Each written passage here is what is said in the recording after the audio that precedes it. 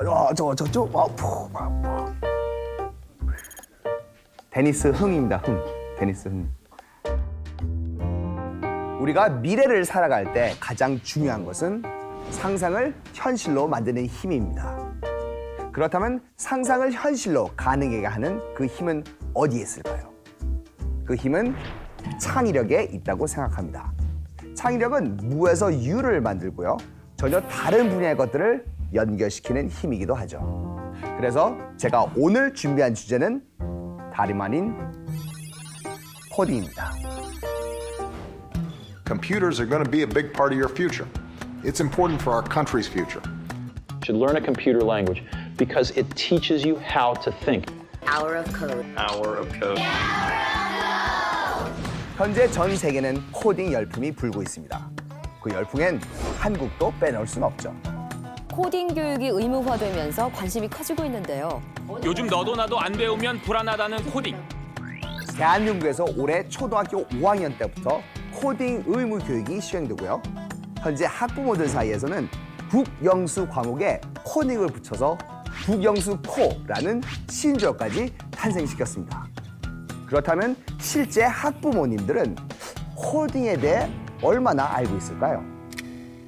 코딩이요? 뭔가 기능을 하는 그런 프로그램을 만들려면 순서를 갖다가 만들어주는 거예요. 그래도 어렵네요. 컴퓨터에 있는 프로그램에서 그러게요. 어떻게 설명을 난감해요. 쉽게 다가가기에는 조금 어려운 코딩? 이렇듯 아이들이 코딩을 배우려면 우리부터 코딩에 대해서 정확히 알 필요가 있습니다. 커버 스토리 네 번째 이야기, 우리가 몰랐던 코딩에 대해 알려드립니다.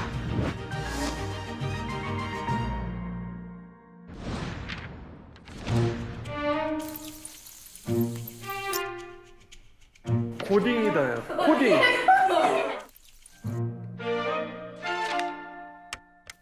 코딩, 단어만 들어도 굉장히 어렵다고 느껴지시나요? 쉽게 말하면 코딩은 컴퓨터와 대화를 할 수 있게 해주는 언어입니다. 우리가 해외에 나가서 외국인과 대화를 할 때 외국어를 쓰잖아요. 미국이라면 영어, Can you send me a cab? There's like bus stop. 스페인이라면 스페인어, Una vino tinto, una cerveza. Sí. 즉 외국인과 무엇을 이야기하려고 할 때 그 나라의 언어를 사용해야 하듯이 컴퓨터에게 지시를 하기 위해서는 컴퓨터어를 사용해야 하는 것이죠. 컴퓨터를 움직이는 언어 코딩. 실제 코딩으로 어떻게 대화가 이루어지는지 한번 살펴볼까요? 컴퓨터와 인간의 소통 언어인 코딩. 이 코딩을 능숙하게 다루는 두 명의 전문가에게 컴퓨터와의 대화는 어떻게 이루어지는지, 또 그 과정에서 코딩이 어떤 식으로 사용되고 있을지 물었습니다. 제가 지금 쓰는 거는 이제 프로세싱이라는 언어를 사용을 하는 어떤 개발 환경을 쓸 건데, 모니터 스크린에 색을 한번 제가 바꿔보도록 하겠습니다. 풀 스크린으로 보여줄 거고요. 첫 번째 대화로 전체 화면 설정을 요청해봤습니다. 이 명령은 제가 외우고 있는 게 아니에요. 인터넷에 보면 이렇게 매뉴얼이 공개가 돼 있습니다. 자, 풀스크린으로 할 거고, 그 다음에 배경화면은 어떻게 바꾸지 했더니 배경화면을 바꾸는 명령어가 여기 있는 것 같아요. 그래서 백그라운드라는 거를 봤더니 두 번째 대화에선 배경색을 바꿔달라는 명령어를 입력. 요거를 카피를 해가지고 여기 집어넣어 보겠습니다. 그 다음에 자, 요게 아마 지금 R, 레드 값인 것 같고 요거는 그린 값인 것 같아요. 근데 명확하게 빨간색만 한번 봤으면 좋겠어요. 세 번째 대화로는 배경화면 색을 지정해봅니다. 그래서 실행을 해보겠습니다. 됐네요. 그렇죠? 이 커서도 거슬리는데, 그래서 커서 관련된 게 뭐가 있나 했더니 노 커서. 노 커서가 있습니다. 그래서 일단 커서를 없앨래요. 저는. 커서도 보기 싫어. 마지막으로 마우스 커서가 사라지도록 명령. 다시 실행. 커서 없어졌어요. 그죠? 코딩만 잘 다룬다면 단 한 줄만으로도 원하는 모든 것을 만들 수 있습니다. 한 줄짜리 코드인데 이거 로또 번호 생성기거든요. 로또 번호 무작위로 생성하는 프로그램들 되게 많이 있잖아요. 근데 그런 게 막 되게 힘들게 만들고 어렵게 만드는 게 아니라 이제 한 줄짜리 코드로 다 완성이 됩니다. 그래서 점점점 해서 1.45까지 하면은 여기 1부터 45까지의 숫자라는 그런 개념이거든요. 그래서 1부터 45자라는 숫자 개념을 2a라고 하면은 1부터 45라는 숫자로 쫙 바뀌어요. 코딩 명령어 하나로 1부터 45까지의 숫자가 순서대로 나타납니다. 샘플을 하나 뽑으면은 이제 뭐 45 이거 돌릴 때마다 뭐 2, 뭐 42 이렇게 튀어나오는데 명령어대로 하나씩 추첨되는 숫자들. 여기에 이제 하나만 뽑는 게 아니라 6개를 뽑겠다 라고 하면은 뭐 37, 4, 19, 9, 22, 45 이렇게 나오는데 보기가 좀 힘드니까 요거를 정렬을 해서 작은 수에서 큰 수로 이렇게 올라가게끔 이렇게 하면은 요 한 줄짜리 코드로 로또 번호를 생성을 할 수가 있습니다. 1부터 45까지의 숫자 중 6개를 골라 작은 수부터 차례로 배열하게끔 만든 로또 번호 추천 프로그램. 한 줄의 코드로 만들어낸 결과물입니다. 컴퓨터는 정말 시키는 것만 하거든요. 그래서 샘플을 6개 뽑아와 했더니 6개를 뽑아왔는데 순서가 지멋대로예요. 그러면 또 이제 그걸 정렬해와 라고 또 하면은 이제 정렬해와서 20부터 35까지 정렬된 숫자를 얘가 가지고 옵니다. 대화 상대가 컴퓨터이기 때문에 정확한 명령을 내리는 것이 중요 포인트. 컴퓨터는 보다 구체적이고 아주 세세하게 모든 명령어를 입력해야 목적을 이룰 수 있습니다. 이 과정을 알고리즘이라고 부릅니다. 알고리즘 원리는 모든 기계에 적용됩니다. 알고리즘을 얼마나 잘 만드는가에 따라 컴퓨터와의 효과적인 대화가 결정됩니다. 어른을 컴퓨터라 가정하고 아이들이 어른, 즉 컴퓨터에게 시리얼 먹기 명령을 해보았습니다. 주어진 4가지 환경을 활용. 목적을 달성하기 위해선 정확한 명령어를 전달해야 합니다. 아, 먹을 수 있어. 먹을 수 있어? 아니야. 그런 말은 하면 안 돼. 그래, 오케이. 과연 성공할 수 있을까? 네, 1번부터 읽어주실래요? 1. 시리얼 통을 뜯고 그릇에 분다. 아이의 명령대로만 움직이는 엄마 컴퓨터. 하지만 안쪽 비닐을 개봉하라는 명령어를 적지 않아 실패. 그렇다면 다른 가족은 어떨까? 적당량 붓는다. 시리얼을 적당량 붓는다. 시리얼 개봉까지는 성공했지만 그릇을 생략. 오류가 발생합니다. 시리얼을 접시 안에 붓는다. 그릇까지 설정했지만 정확한 시리얼 양을 말하지 않아 결국 실패하고 맙니다. 이처럼 컴퓨터에게 말을 할 때는 구체적인 명령어가 중요합니다. 우유를 기울여서 움푹 들어간 부분에 넣는다. 한 번 생긴 오류는 바로잡기 어렵기 때문. 그만한다. 그만한 적 없는데? 축하? 네, 축하. 그냥 당연하게 될 줄 알았던 게 당연하게 안 되고 그냥 시리얼을 뜯어서 우유를 붓는다는데 엄청나게 많은 거를 해야 되네요. 각각 서로 다르게 손으로. 네 팀 중 시리얼 먹기에 성공한 팀은 단 한 팀도 없습니다. 물론 어떤 방식으로든 먹을 수는 있습니다. 컴퓨터에게 내려진 명령은 그것이 무엇이든 거부하는 방법을 모르기 때문입니다. 코딩은 우리 일상 속 어느 곳에 존재할까? 우리는 코딩과 함께 아침을 맞이합니다. 스마트폰 알람을 세팅을 해두면요. 타이머가 돌아가면서 계속 비교를 해서 6시 1분 때도 체크해보고 2분 때도 체크해보고 3분 때도 체크해보다가 이 조건을 만족시키면은 이 스피커로 신호를 보내는 거죠. 어떤 음원을 재생시켜라 라는 명령을 보내면은 재생을 해서 스피커를 통해서 음향 신호를 보내는 거죠. 기계 제품, 전자 제품을 접하는 것은 대부분 코드가 있다고 생각을 하면 되고, 제가 스마트폰을 들고 다니잖아요. 내 호주머니에서는 계속 작은 컴퓨터 한 대가 돌아가고 있는 거고요. 아침 식사 역시 코딩으로 구성된 제품들을 사용합니다. 전기 포트도 있죠. 당연히 있죠.